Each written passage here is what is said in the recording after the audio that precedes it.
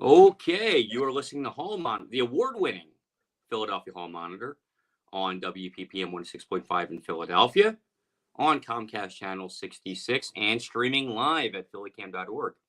You can find us on Twitter at Hall Monitor WPPM, on our website, www.hallmonitor.org, or on Facebook at PHM WPPM.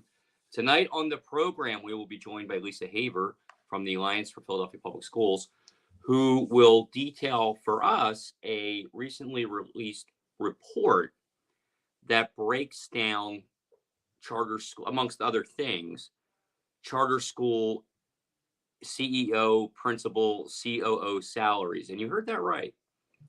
These are schools that have principals, CEOs, and in some cases also have COOs and other offices. It's unusual. So, Denise, how are you tonight? I'm good. How are you? I'm fine, thank you.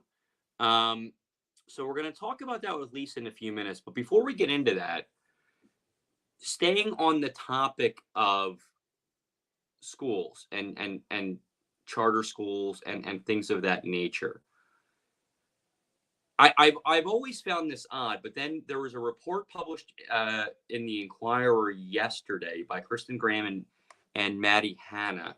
Very good story. Very odd story. Part of it about State Senator Anthony Hardy Williams. And amongst other things, he calls the school board, the Philadelphia School Board, corrupt, and says some other things that are a little eye-catching. Well, unsenatorly, you would say. Yeah. And what I'm talking about is when he says that people should go to the meetings, and if I'm trying to find it right here, throw chairs. When you go in there, we need you to light them up, he says, referring to the school board. Why are you waiting to get involved in this conversation? I wanted chairs flying around, voices rising. I want to hear all that stuff.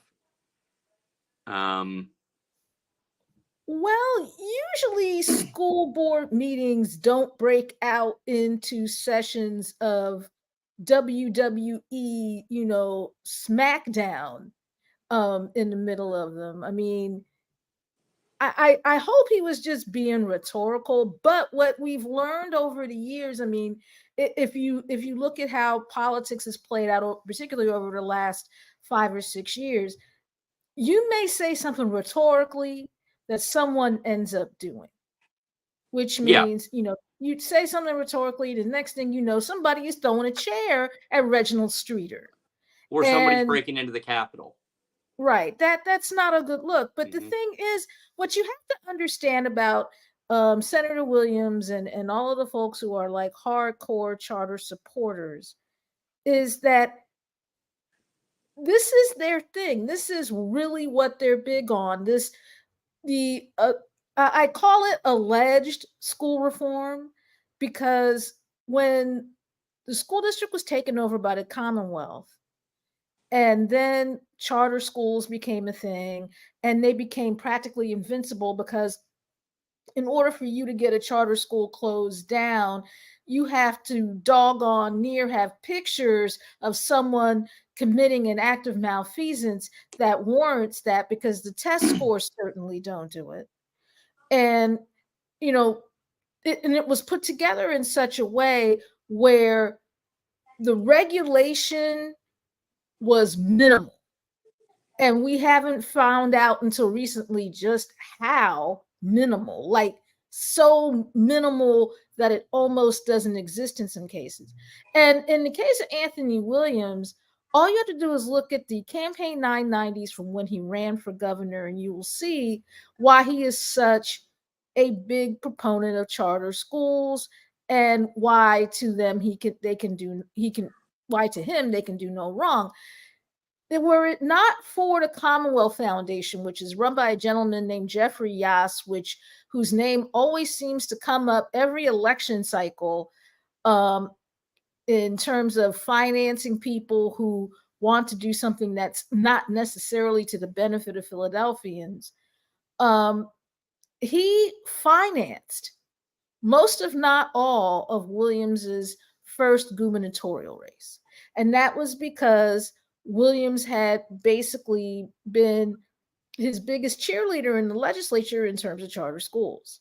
Yeah.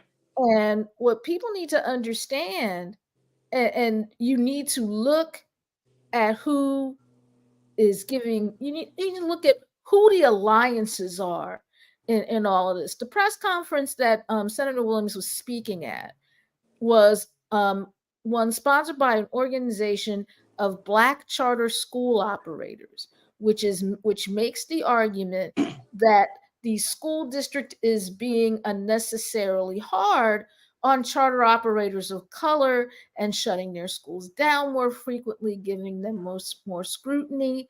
And having observed some of these schools and some of the management and seen stories over the years where people are taking funds they're supposed to be using to educate kids and doing anything but that with them, it's really hard for me, particularly as a Black person and as a former teacher, to not say, no, this isn't about race, this is about incompetence. But the argument they're making is that, folks are harder on Black owned charter schools. And I'm not 100% buying that argument, because there are far too many of them out there that are, operating. And yet you look at the test scores, which is how every other school in the district is measured. Every other school, all of these so-called regular Philadelphia public schools are all measured by how they are doing in test scores. And yet some of the charter schools are even worse with test scores than the so-called regular public schools are. And yet the regular public schools will have to deal with such things as having their entire staff thrown out and rehired under No Child Left Behind if their scores don't improve. But the scores for these charter schools, they don't necessarily have to improve, because to get a charter closed or to deny a charter a renewal of its contract, doggone near takes an act of God, because of how the charter school law is written. So the new head of the school district charter office is Peng Chao. Mm-hmm. Williams took issue with that. His exact quote was, "You're getting your butt out of there." I'm not saying that as a threat. I'm saying it as a promise. Well, first of all, and this goes back to something that I found myself saying the entire primary. People, if you're going to be in public office, know how the public office works. Because the school district is a totally different entity than City Hall, than the Senate and the House in Harrisburg, than the governor's office. The school district gets to make those decisions. It's not like if, say, Sherelle Parker becomes mayor, she gets to go in there and, with a wave of her hand, get rid of all the school board members and appoint all new people that are going to do, and hire new people that are going to do what Anthony Williams wants them to do. That's not how this works, especially since the gentleman who runs the charter school office is an employee of the school district of Philadelphia, not the school board, not city council, not city hall. He is an employee of the school district of Philadelphia, which means the only person that can fire him is the superintendent or his immediate supervisor, whoever that is. And if that person likes his work, and there were a couple of comments in that story that said, we have no problem with what this gentleman is doing, guess who's going nowhere? Yeah, that's right. Because this becomes a personnel decision, not necessarily a personnel decision that the mayor can control or a state senator can control, just a plain old garden variety personnel decision where the only people that can control it are the people who work in personnel for that particular entity. it was shocking to see this in the paper yesterday, but it dovetails with what we're going to speak to Lisa about. Mhm. And so you're going to see. So we just sort of did it maybe in reverse a little bit. We told you a little bit about what the fight is, and now we're going to show you what the fight is kind of about, I think, with our interview with Lisa. So here's our interview with Lisa Haber.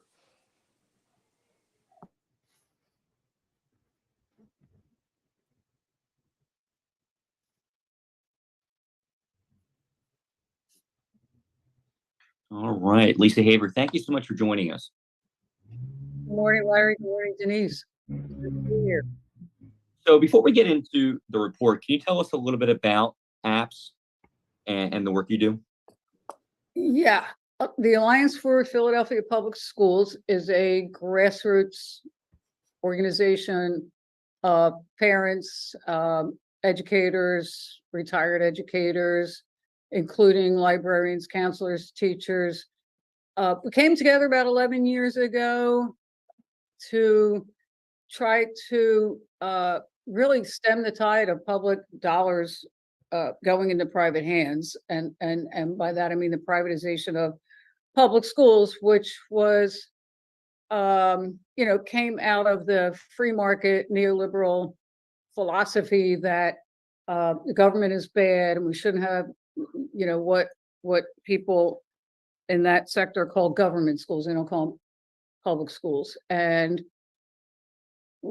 what we try to do is come together and work with people, work with community. We go to all the school board meetings, and we've become a watchdog of the school board because there really aren't too many people watching what the school board does.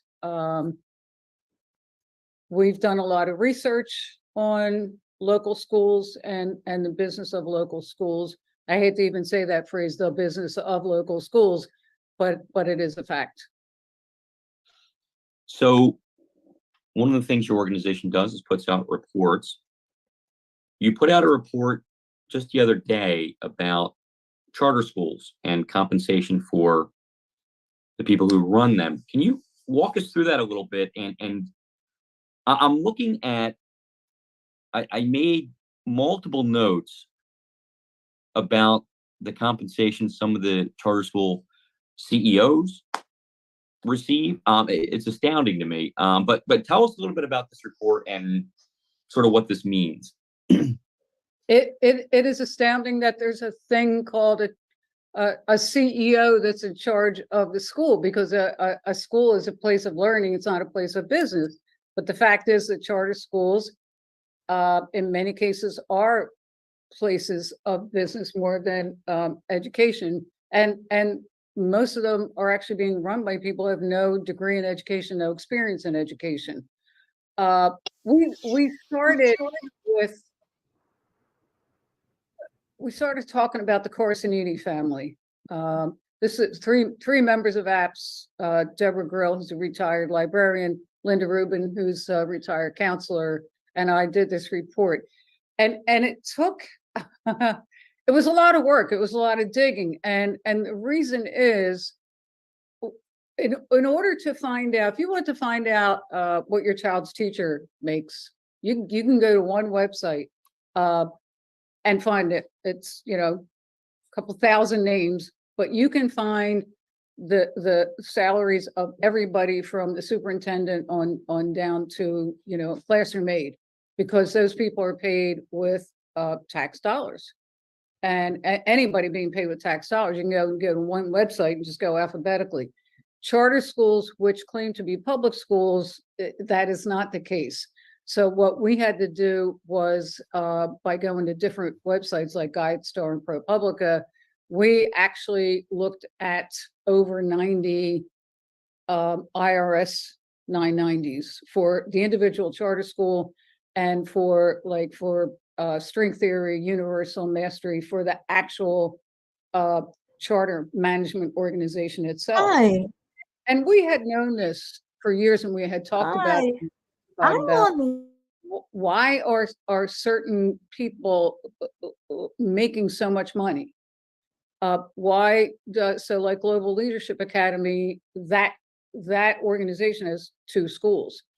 Each school has a CEO.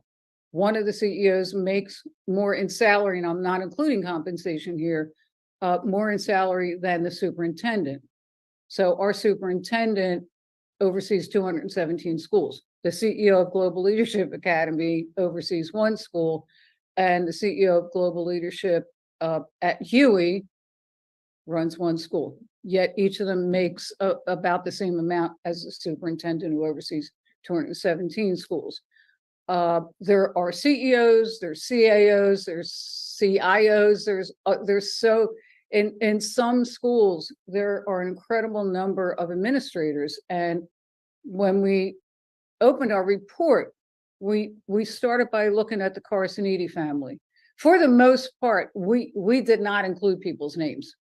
This wasn't about an expose of what a certain person was making. We highlighted the people, as I said, who were making around the same amount and sometimes more than the superintendent. But for the most part, we didn't include people's names. But we did open with the Carciniti family that runs 2 schools. There are 2 string theory schools. Now, one of them is in 3 buildings, but it's 1 school. And the other one is in the old GlaxoSmithKline building at 16th and Vine, but there are 2 schools. 3 members of the Carciniti family that we can identify because their last name is Carciniti. We don't really know how many members of the family are on the payroll, but there's the chief executive officer, the chief information officer, and the director of facilities. That's just the charter management organization. And when you take all of their salaries and compensation, that's $900,000. So how is it that some charter schools and charter organizations pay their CEOs and then have a whole string of chief information officers, chief academic officers, for 2 schools? There's not just one reason, but the basic legal reason is that the board of each charter school and the board of each charter management organization, in the case of the big chains like Mastery and String Theory and Universal, is the board of the school, the board of the charter management organization decides what their administrators will make.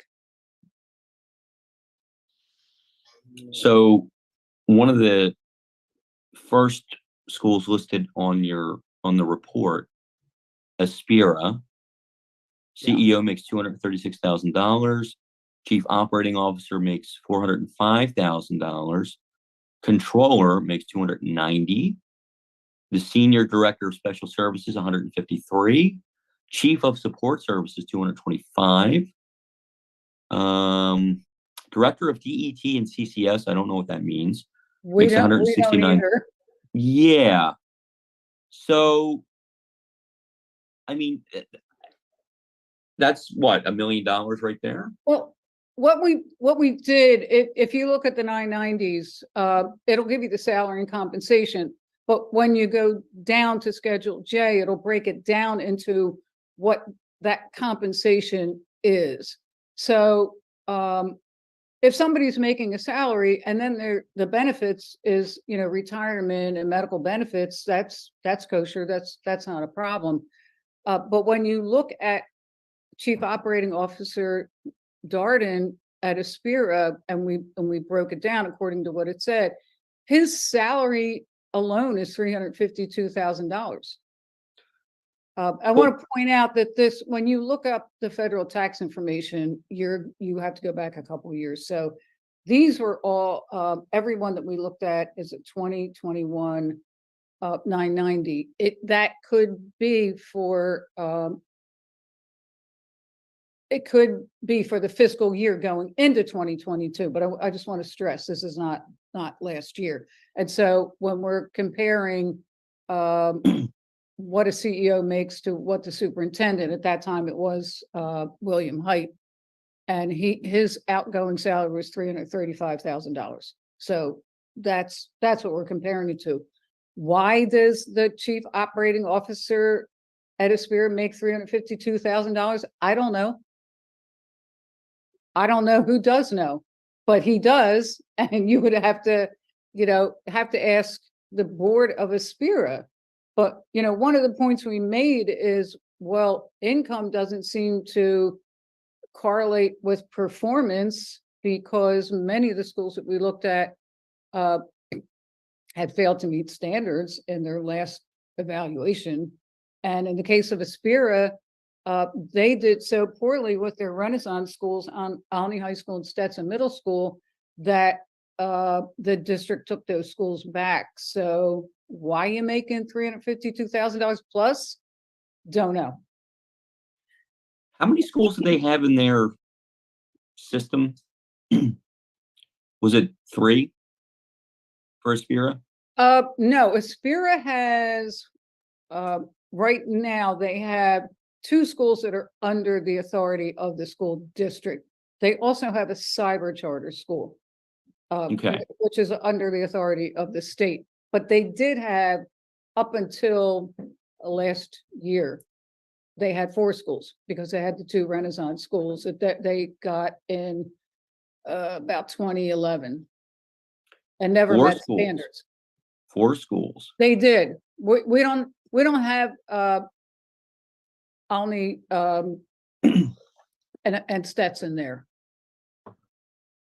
We're just So looking at the ones that they're still controlling.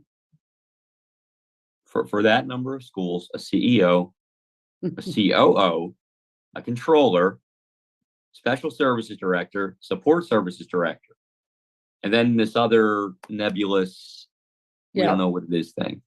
We did. Yeah, they didn't identify what those initials. I- mean, the other thing that we saw, we just wanted to make sure that we were doing an apples to apples comparison. So, we broke down Darden's salary and compensation, and for the most part, what we saw people's compensation was retirement benefits, or medical benefits, non-taxable income. It doesn't say medical benefits, but it's non-taxable income. However, in some cases, we did see, mostly in the case of the mastery schools, that the administrators were making bonuses, and some of them very large bonuses. So again, we're going back, year and a half at least. But when you look at the mastery schools, the CEO at that time was Scott Gordon. It appears to me that the quickest way to get wealthy in Philadelphia is to run a charter school. I would say yes, except we're actually working on our next report about the circular real estate deals. So I'd say hold off on that, Larry, until you decide maybe the best way to get rich is to do business with a charter school. Not that I'm not, those lines can blur. Yeah. Between running it and doing business with it. And again, I want to stress that a lot of what charter officials do is not illegal under the Pennsylvania charter law. So when you look at the Mastery Network, almost, I would say 90% of their administrators in the charter management organization and in the schools themselves are making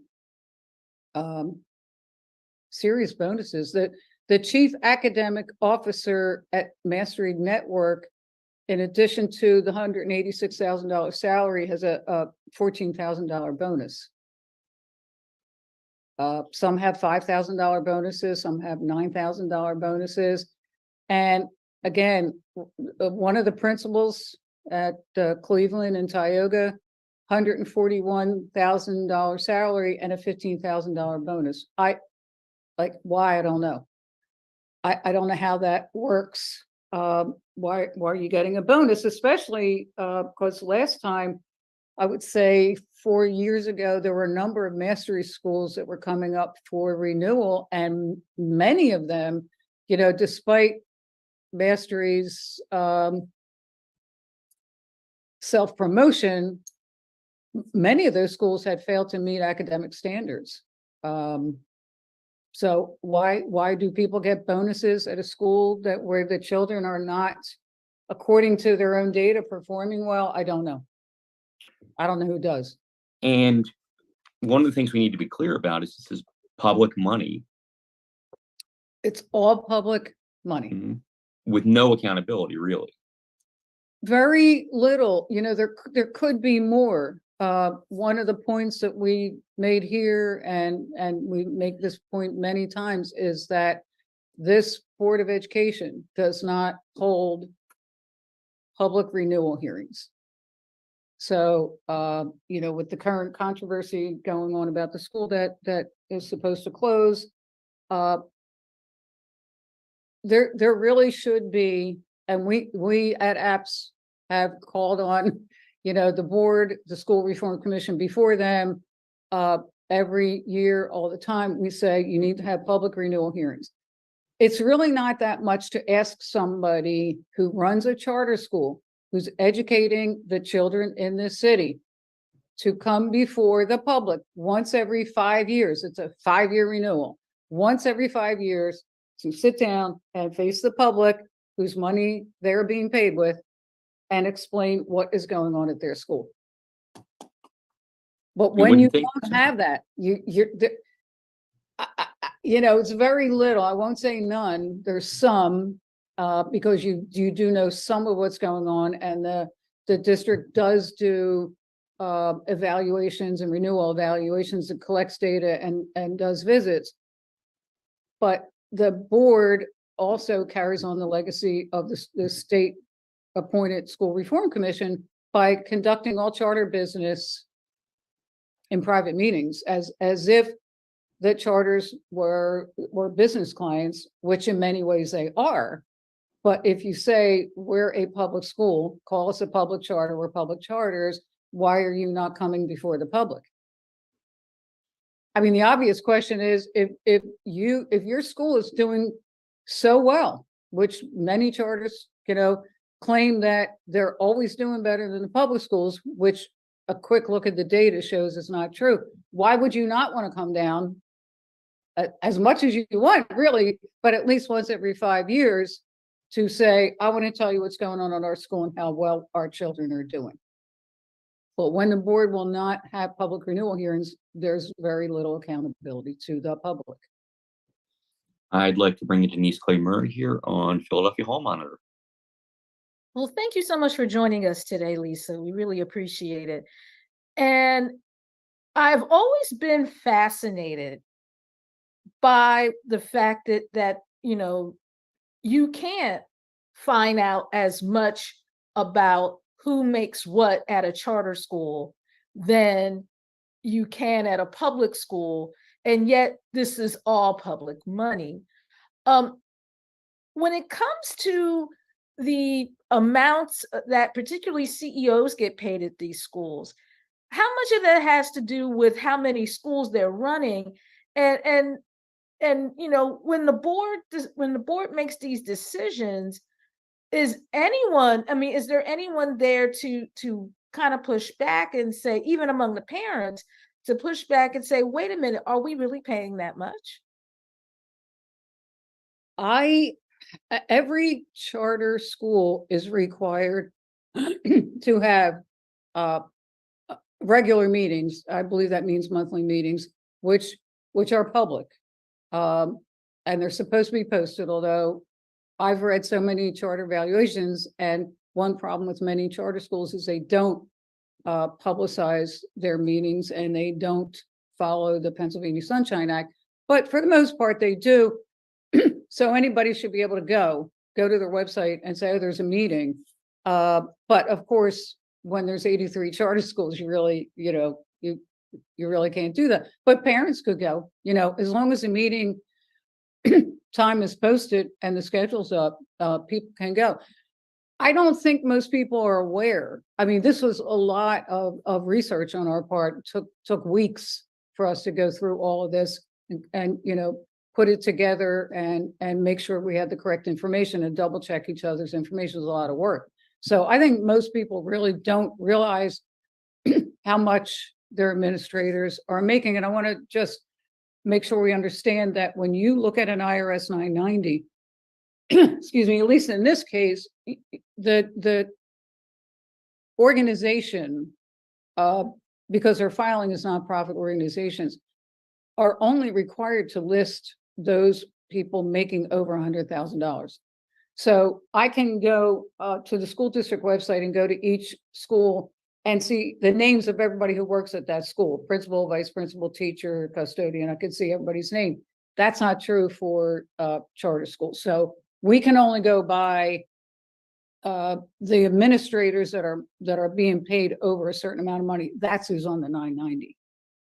So that means that we don't know how much the teachers in these schools are making in comparison to what the CEOs and the other people that are making more than 100 grand are making.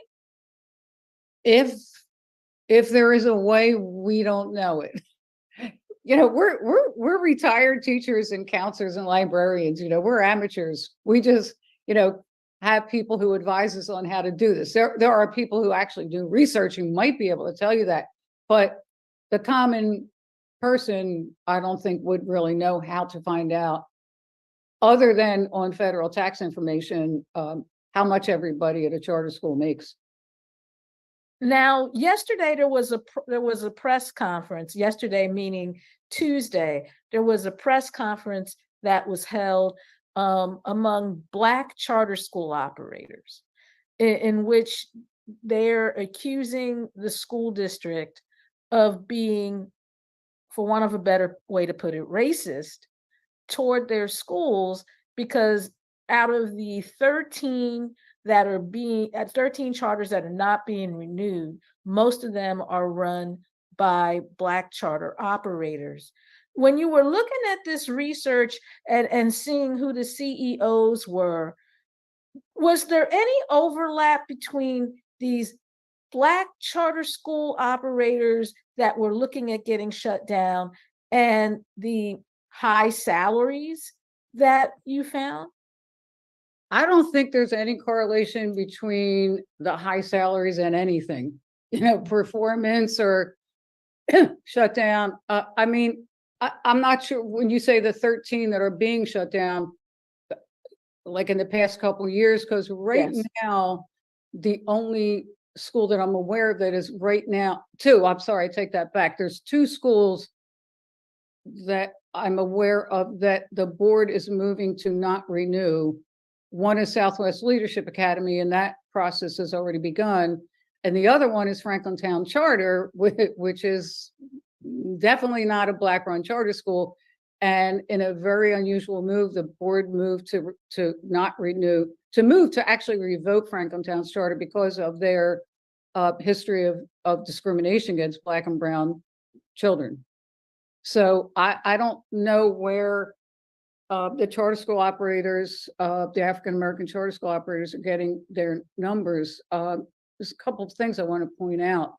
I was really disturbed at the language and the behavior of Senator Anthony Williams, saying, you know, singling out the head of the charter school office.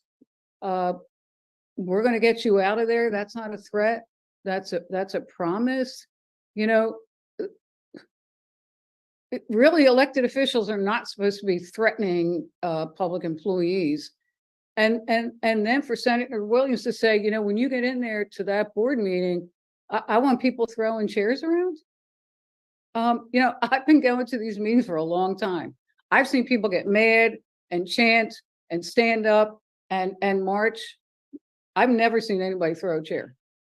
And in my opinion, the board and the security of 440 should not allow Senator Williams in that room.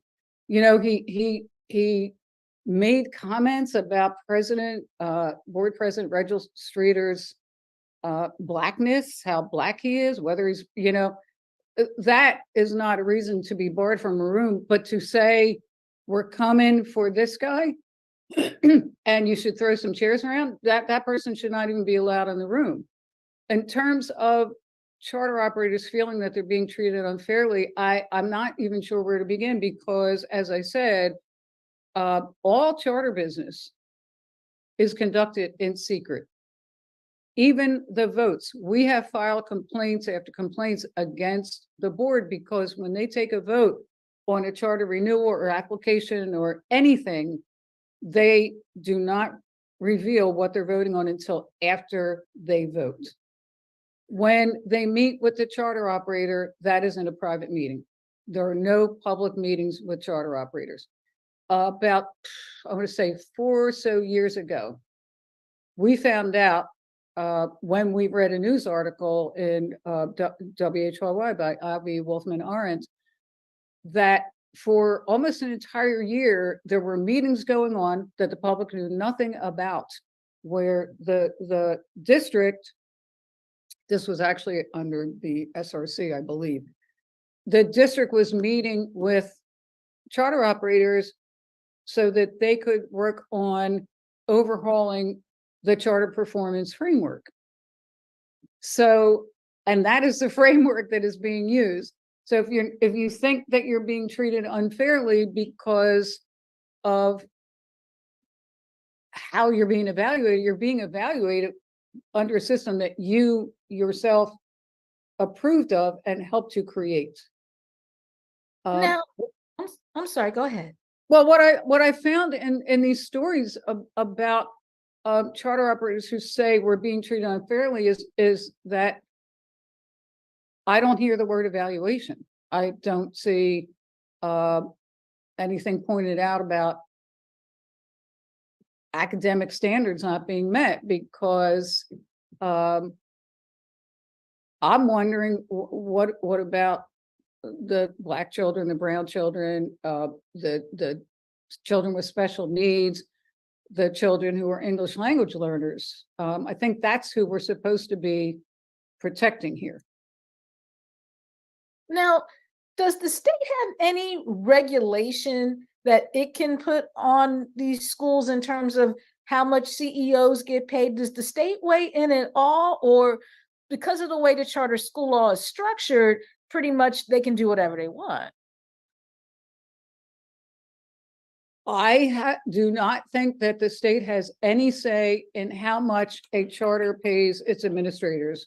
When this whole system was being built, the charter school law that was formulated was definitely formulated for the benefit of the charter operators and not the children who are attending the charter schools. And there is a lot of business to be made in the charter sector. I was shocked to see an Inquirer story. It wasn't about charter schools, but it was about somebody who's a trustee at Penn who had a problem with what Penn was doing. And they actually identified him in the headline as charter magnate, MAGNATE, charter magnate Von Garagian. Like, you're not supposed to be a magnet of allegedly public schools. So is there a way to say there should be a system for how much people are paid? I think so, but right now it's up to the individual boards. One of the questions that we ask is, what does a charter CEO do? So the school district has 217 schools, and each school has a principal, and many of them have assistant principals. Each public school in the district doesn't have its own CAO, COO, CFO, CIO, right? We have one central district. So when you take charter schools, each one of which under the charter law is seen as its own district in many ways, then it has its own administration. It's the most wasteful, expensive system you could imagine. So another charter school made news this week, the Mathematics, Civics, and Sciences Charter School, which is literally across the street from the school district. Its founder and CEO Veronica Joyner announced that she was shutting the school down at the end of this school year because she's retiring, and she doesn't think that anyone else will be able to run it the way she's run it. How often does that happen with charter schools? And I guess what happens not only to those kids, but most importantly to the money and the building that is being used here? It fortunately doesn't happen that often. The one only time that I can think of that compares to this is when Walter D. Palmer, who was running 2 schools, shut his schools down in the middle of the year. And I was attending all the SRC meetings at that time, and it was clear that the school was in serious financial straits. And school could have been shut down at the end of the year, but Mr. Palmer didn't want to do that. And so families, like in the middle of the year, scrambling to find a place for their kid to go to or to graduate from. Doesn't happen that much. And usually what happens when a charter school, so again, getting into the business aspect of it, about 3 or 4 years ago, the Young Scholars Charter Company, which had taken over Kenderton as a Renaissance charter, didn't want to do it anymore. And so the district stepped in and tried to get another charter company to take over, but they wouldn't. So the district took that school back under its control. There is a process. So when the board says this school just is not meeting standards and doesn't look like it's going to, we're moving not to renew. That process takes years. And goes before the board, it goes to a hearing examiner, there's public meetings, the school can appeal to the state charter appeal board, they can go to court. It takes years. How is it that one person can wake up one day and say, I think I'm done? Where do the students fit in there? Where do the families fit in there? I believe, and I've written an op-ed, I believe the school board should step in. I mean, if that school has not been operating, I mean, a lot of what Ms. Joyner says is just not true. That school has not gotten top grades. You can only go back, at least on the district website, to 2013. So this time and the time before in 2018 and 2013, the school met 0 standards. 0. It got renewed when it got 0 standards in 2013. I mean, academic, organization, financial. It was renewed even though it wasn't meeting standards. And again, what about the children? What about the families? And the district this time was getting ready to renew that school for 1 year. It shouldn't be one person's vanity project, to say, I think I'll start a school, and then when I don't feel like doing it anymore, I'll just close the school. But that is legally, as far as I know, and I did consult with a person who was a lawyer and an expert, she couldn't tell me that what Ms. Joyner was about to do was in any way illegal or a violation of the state's charter law, but it's wrong. Doesn't make it not wrong. If the school has to close, there's a way to phase it out, so that, let's say, the students who are freshmen can graduate, the students who are in the elementary school can come up and make it to, there's ways to do it where if you say nobody cares about kids as much as I do, and yet I don't really care, I'm going to close the school, and, too bad for them. But I really do believe, and I hope it comes up at tomorrow's board meeting, I believe the board should step in. If the school should really shut down, there's a process. And that process has to include the students and the families and the public at large whose tax dollars are paying for the school. It shouldn't be one person. I don't care if you founded the school. I don't care. I don't care if you gave the school $1 million. It can't be one person who decides that a school, which is supposed to be a community, should shut down in 6 months. And it's wrong. I mean, it's really just wrong. Okay, well, thank you so much for joining us, and Lisa. And you're still listening to Hall Monitor here on WPPM 106.5, and I will hand you back to Larry McGlynn, our co-host. Thank you, Denise. Lisa, before we let you go, tell us a little bit more about this Philly Pen article and where we can find it. It should be up today, and I did talk about the situation at Mass Science and Civics. Mhm. And what I'm saying again is the school is a community. It's a community of the educators, the students, the families that want to educate their kids. That it needs to be a safe place, and part of being safe is being stable. You know, you shouldn't just wake up one day and say, you know, one person decided to shut down the school. I did have a problem with Board President Streeter's comment that it was a surprise.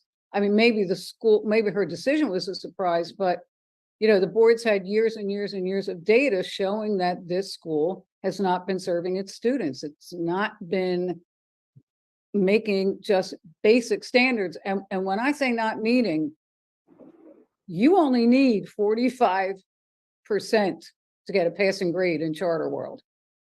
Again, according to that framework that the charter operators themselves were part of formulating, 45 is passing. So if you can't even get a 45, how are you giving kids a great education? I really do believe that if the school should close, that's an if, then it should go through the normal process that any school that doesn't measure up should go through. And everybody who's involved, which is really the community at large, it's not just the people whose kids go to that school, should have a chance to have a say. But not any one person should be able to close any kind of school. And, you know, Representative Joe Cerisi has been working on reforming the charter law, and it's needed reforming for a long time. And this should be one of the things. No one person should be able to shut down any kind of school. When I was in school, a 70 was passing. It still is, Larry. It's still passing, except in charter world. Then 45 is passing because, you know, like I said, I've been watching this whole thing go down for like 25 years, and I've been at the meetings and I've seen how these charters were sold. And they were sold as the public schools are failing, they're no good, they're not serving our kids, we're going to do it better. We are going to do it better. Anything that is good, we're going to do it better. And they haven't done it better. This is one of my issues with saying you're treating us unfairly, is please stand up there and tell us that when you came to the district and said, let us have a charter school because we're going to do it better, just tell us, are you doing it better? Because our data in the research that we've done shows that charter schools are not doing it better.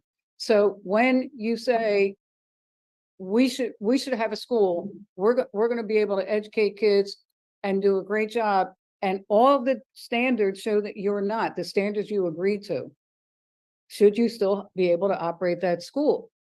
Because if you look at the evaluation, to me and you, there's passing and there's failing. And 70 is usually the line. Well, in charter world, in this district, you're meeting the standard, or you're approaching the standard, or you're not meeting the standard. So approaching, I guess, you know, if a student gets a 55, they're approaching 70. But in the real world, if you don't make it, you're not meeting the standard. In the real world, if you're only doing 70% of your job, you're not going to be there. Right. And if you're let doing alone 45. 55% of your job, you got fired already. Yep. Lisa, where can we learn more about the Alliance for Philadelphia Public Schools and the great reports you do? Yeah, thanks, Larry. You can go to our website, appsphilly.net. We're on the thing that is or may not be Twitter at appsphilly. And you could read our reports every time there's a board meeting. As I said, we're there, we're testifying. And we're reporting, we're live tweeting on that, and we're also putting our reports on our website. We're out there telling the story about what's really going down at those board meetings. And when does that next report come out? Do you have an idea? Our charter report? No, because we're going to Sure. need a bigger boat for this one, because now we're getting into where the money is made with the real estate deals.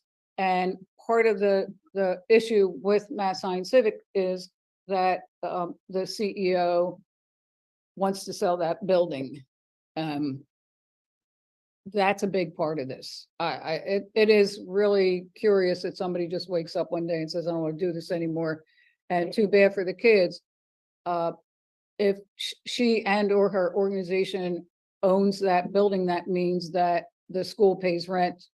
Her school pays rent to her organization, which I want to stress under the charter law is not illegal. Maybe unethical, maybe wrong, but it's not illegal. So we're getting a little bit more into the mire with we're going to be looking at the real estate circular deals between the charter school and the real estate company, which is not uncommon, and we're going to be looking at how the money is made and the contractors who do business with charter schools. All right. Well, when that comes out, we'd love to have you back to talk more about that. So thank you so Yes. much. Thank you, Larry. Thank you, Denise. Great to be here on Hall Monitor. Lisa Haver for joining us here on Hall Monitor. Mhm. 45%, Denise, is a passing grade at some of these schools. Well, that doesn't really surprise me all that much, because, I've been covering charter schools here in Pennsylvania since they opened. And the whole idea of most of the people who put that law together was to do away with what is considered a conventional public school.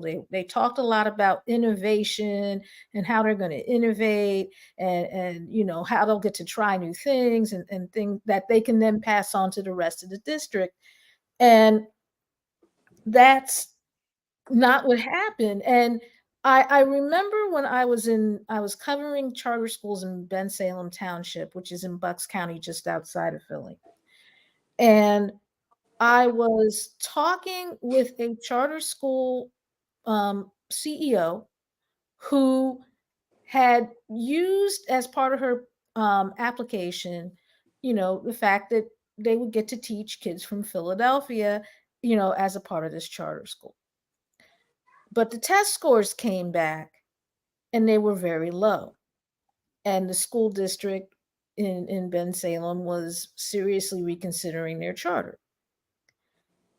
Her response to that was to blame it on the education the Philly kids were getting prior to coming to that charter school. And I think that when you're already looking at a school district and not thinking very highly of it, you think 45% is the best they're going to get. And yet, when you look at some of the test scores from the so-called regular public schools, and I mean ones that aren't magnets, when you look at the test scores coming from these schools, and you see that they're very good, or while they're not particularly great, they're higher than 45%.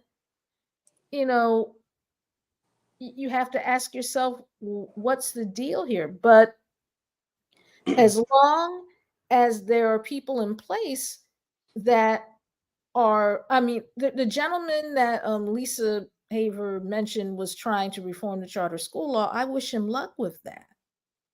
I wish him luck in the Democratic Senate, because that's probably the only way it's going to get done.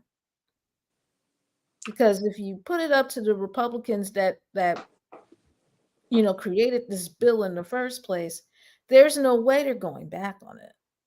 No. And to me, this is symptomatic of the larger issue. And I don't mean to get on a soapbox here, but it's our show, so I can do that a little bit, if you'll indulge me. But this is the biggest problem with privatizing everything. You know, this push to privatize things. And listen, we'll part of our show is based on pointing out where government made mistakes and where they need to improve things. That's part of what we do here. But when you start saying, well, the private sector can do this thing better, what you're really saying is you don't want any accountability. For all its faults, government is the way that people can say this thing isn't working. We need you to fix it. Government has the power to do that. When you take that out of government's hands, you're going to struggle to find out how much a teacher makes at one of these charter schools. And I'm going to guess it's certainly not in the stratosphere that the CEO is getting. I'm sure it's not anything like that. Well, let's be honest here. When you talk to people who, handle nonprofits and donations and stuff, they tell you that if a certain percentage is going toward management, then that nonprofit has an issue. Yeah. And if the principal or the CEO or the CFO or the, Choo Choo Charlie or whatever the heck they're calling it, if that person is making close to $400,000, and one of the complaints that I've heard from charter school operators over the years is that the school district isn't giving them enough money and their budgets aren't as big as they need to be to do the education. I'm like, okay, so you have one person making $750,000.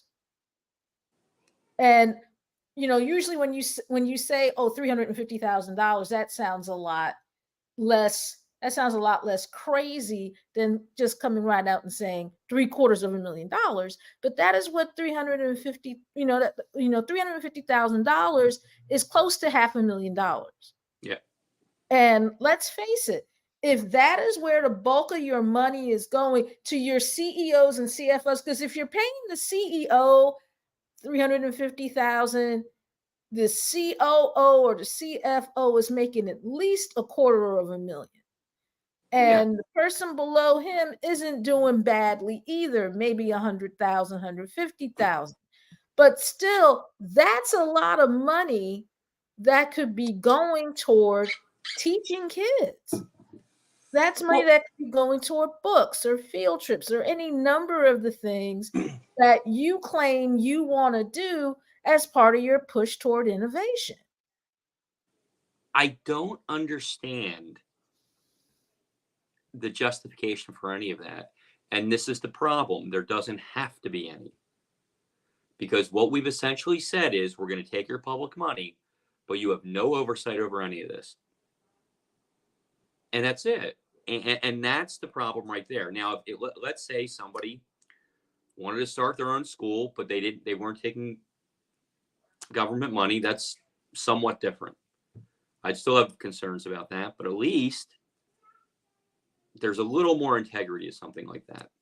But when you're taking the money away from the school district of Philadelphia, and I believe about a third of the school district budget goes to charter schools, over which they have very little oversight, if any at all, it just doesn't make any sense to me. And again, this is the general rule of thumb. Whenever a public service, a public utility, something like that is privatized, quality goes down and the cost goes up. And I look at this and I think, well, that's what you're seeing here. That's what you're seeing here. Now we're just about out of time. Next week on the program, we will have a panel, an all-star panel, Denise, including you and me, to talk about the mayor's race. And the week after that will be our bi-yearly election preview show, because we're right up on the election now. So we want to thank everybody for joining us tonight, and we'll see you next week on Hall Monitor.